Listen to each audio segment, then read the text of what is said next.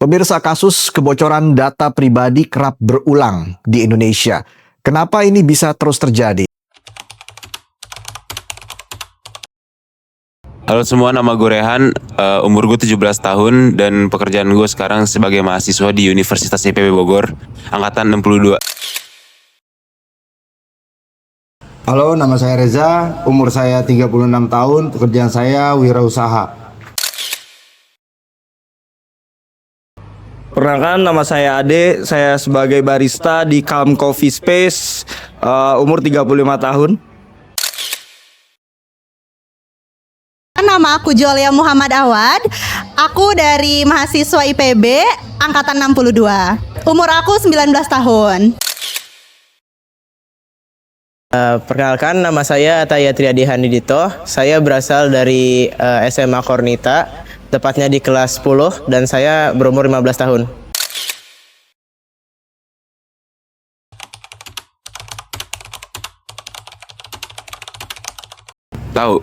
Tahu? Privasi digital tahu sih. Tahu. Oh,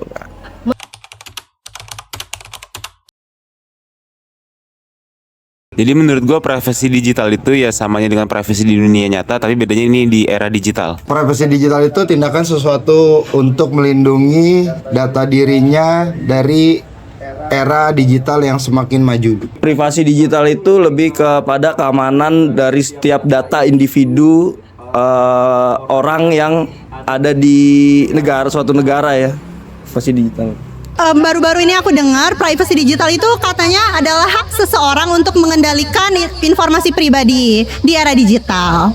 privasi digital itu kurang lebih adalah perlindungan data pengguna di internet yang dilindungi oleh suatu lembaga atau perusahaan gitu, Kak.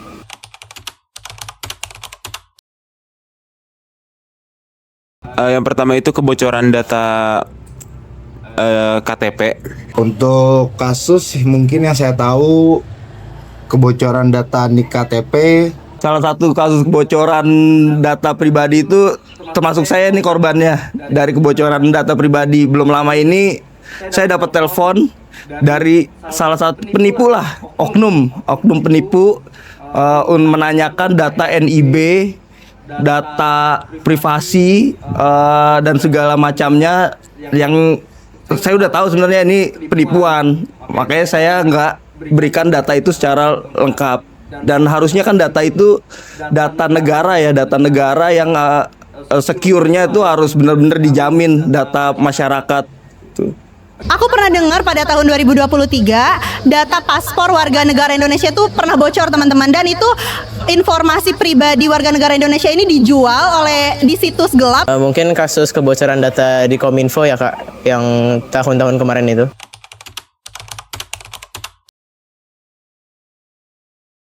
Penyebabnya itu ya kurangnya dari cyber security di Indonesia. Data KTP bisa bocor karena di era sekarang untuk aktivitas registrasi harus menggunakan KTP. Jadi kemungkinan dari pihak ada yang menyalahgunakan untuk data-data tersebut. Penyebab kebocoran itu lebih kepada keamanan cyber data server pemerintah sendiri yang lemah ya. Tidak bisa menjaga bagaimana data masyarakat, baik itu data privasi di KTP, nomor handphone, alamat dan segala macamnya itu bisa dijual belikan di luar atau di market gelap gitu. Mungkin karena keamanan dari negara Indonesia ini belum baik ya, teman-teman. Negara Indonesia ini belum meningkatkan keamanan siber. Keamanan negara Indonesia ini masih sangat jauh, tertinggal banget dari negara-negara lainnya. Pertama, sistem keamanan siber di internal lembaganya itu, Kak, biasanya yang dikelolanya itu setengah-setengah gitu. Jadi ada vendor yang mengamankan database gitu. Cuma mereka kerjanya itu setengah-setengah, makanya masih ada celah di keamanan sistemnya gitu, Kak.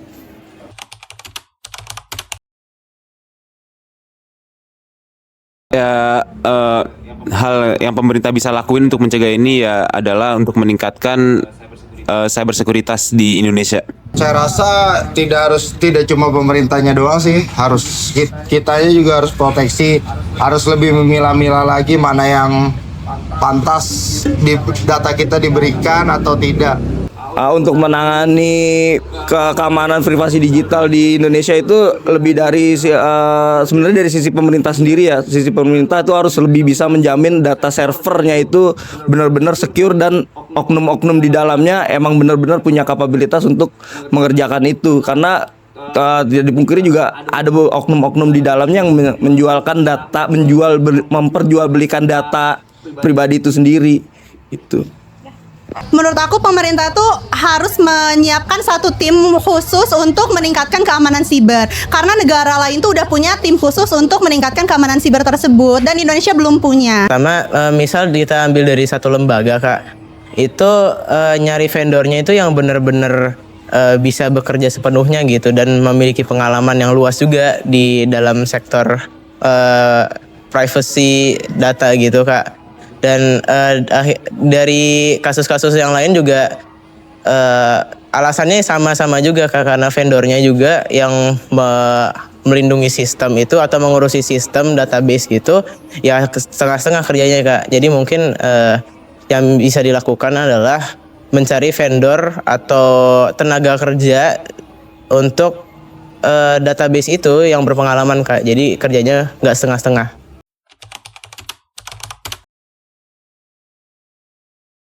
Privasi digital adalah kemampuan individu dalam melindungi dan mengontrol data pribadi milik kita. Konsep ini juga memberikan hak pada diri kita untuk mengirim, memproses, dan menyebarkan informasi apapun yang kita inginkan. Tapi kenapa sih Indonesia masih mengalami kebocoran data? Faktanya, privasi digital itu sudah banyak dilindungi oleh hukum-hukum di Indonesia. Salah satunya adalah Undang-Undang Perlindungan Data Pribadi. Di masyarakat Indonesia, hal paling mudah untuk melindungi diri dari kebocoran data adalah waspada phishing, terapkan 2FA, dan tingkatkan literasi digital. Tingkatan kesadaran diri kita menciptakan lingkungan siber yang aman. Lindungi diri Anda, keluarga Anda, dan masa depan digital kita. Jaga data dan jaga diri Anda.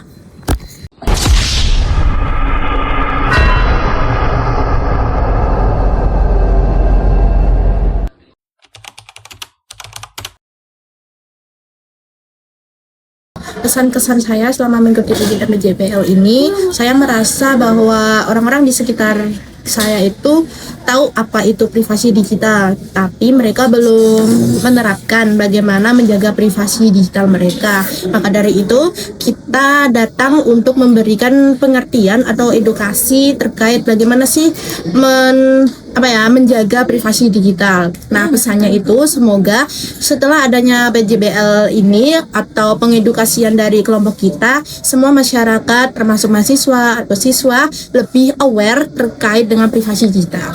Kesan saya selama mengikuti kegiatan PJBL ini, saya mendapat banyak pengalaman baru dan saya mendapat banyak pemahaman baru tentang pentingnya privasi digital. Dan pesannya semoga kegiatan seperti ini akan terus diadakan agar lebih banyak masyarakat yang tahu tentang pentingnya privasi digital. Kesan-pesan saya selama mengikuti PJBL ini mungkin cukup melelahkan, tapi dengan PJBL ini saya dapat lebih mengetahui tentang privasi digital. Dan pesannya semoga dengan adanya ini banyak masyarakat tahu tentang pentingnya privasi digital. Pesan-kesan saya selama PJBL, kesannya belajar bareng, kerja bareng, capek bareng, tapi banyak hal baru yang menantang. Pesan untuk kedepannya semoga PJBL lebih terarah, lebih teratur, sama makin seru juga.